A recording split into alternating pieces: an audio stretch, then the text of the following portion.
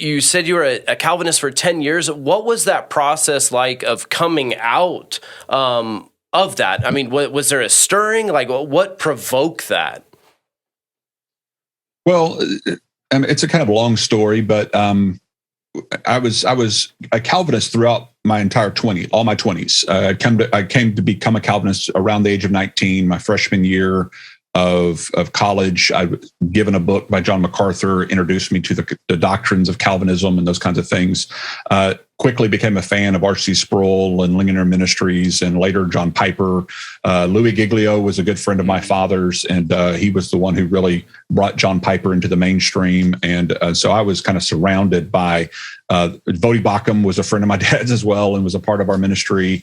I loved being a part of this, heritage of, Charles Spurgeon type preachers, Calvinists. And so I really loved being a Calvinist, and I really thought we were on the right side of theological history and of biblical exegesis. And I never would have dreamed during those years that I would have not only come out of Calvinism, but actually advocated against it in the way that I do today. But I have to be true to the Word of God, and I really was convicted by reading the Scriptures and arguments against Calvinists and other things that just began to kind of not set right with me. When I learned, for example, that A.W. Tozer, somebody I really respected and I'd read a lot of his books, I thought he was a Calvinist when I was a Calvinist, because John Piper quoted from him in almost every book that John Piper ever writes. He quotes from Tozer, it seems. And I found out that Tozer actually spoke out against Calvinism, as does C.S. Lewis. Both of these guys were kind of spiritual giants for me. And when I found out that both of them actually spoke out against Calvinistic doctrine, it really made me. It didn't make me leave Calvinism just because I found out they didn't believe it. It just made me go, why? You know what? Sure. They're smart and they're biblical. And they're not namby-pamby, easy believism guys. I mean, they're serious scholars. They do apologetics. They're good pastors. They're calling people to holiness and to deep thinking. How in the world are they not Calvinists? Because in my little kind of microcosm world, I'd kind of set up that the non-Calvinists were just the surface level, kind of a Joel Osteen type of a feel to them. Maybe a Rick Warren, even kind of we want to be seeker sensitive. We want to build a big church, and we really want to keep it simple for the layman and for seekers.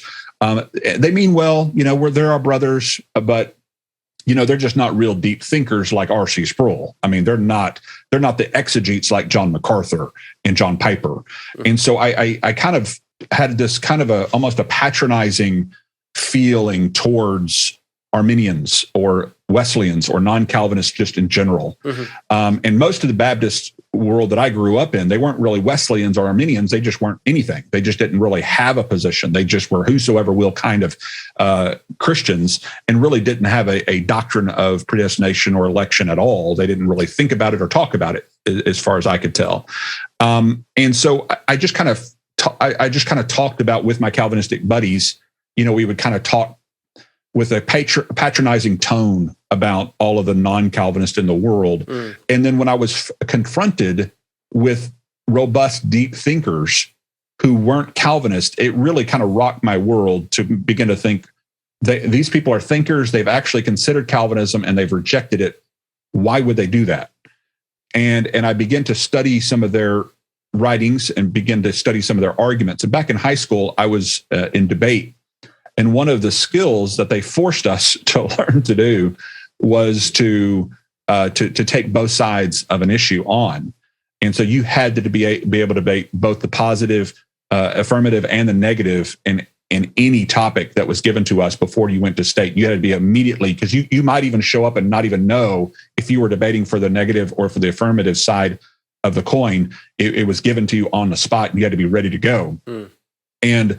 And so I had never really vetted the Arminian side. And that's the only, in my mind, that's the only other side there was. It's either you're a Calvinist or you're Arminian. I had no other concepts except those two worldviews.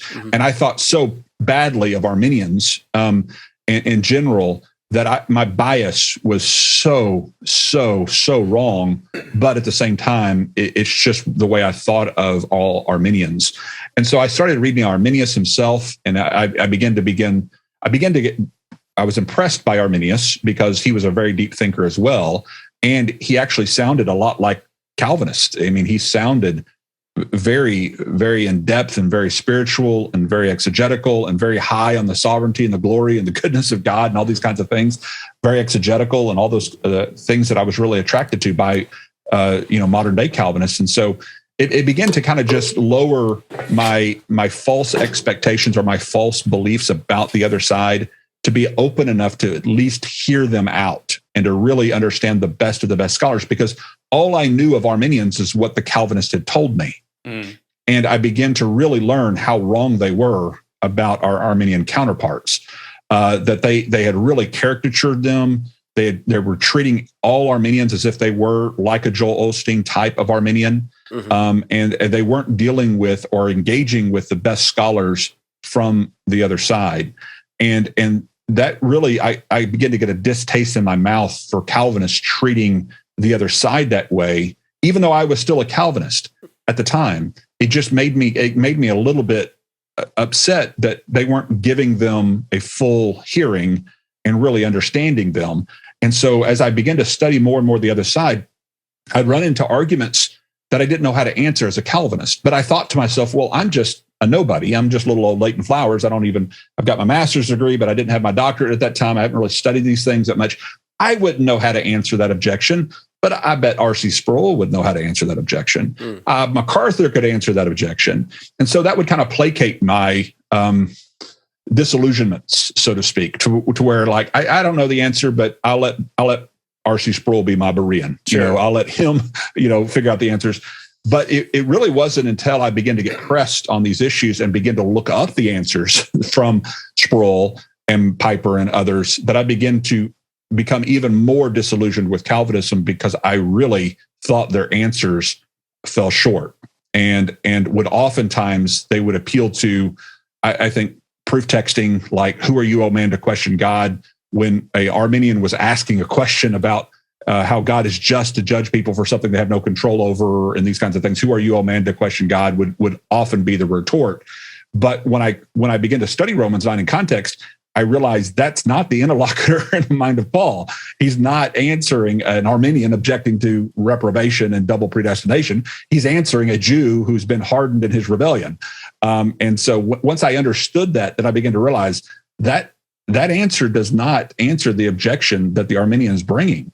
And unless you can answer that objection in a rational, reasonable way, you have a really, really difficult pill to swallow with reprobation and double predestination. And it's not something that you can just gloss over or just kind of placate people with, by quoting a verse out of context. And so and a lot more could be said. And obviously I'm already rambling, but there's so many points along the way that just began to kind of tear away at the wall of Calvinism for me to eventually where I had to abandon the system altogether.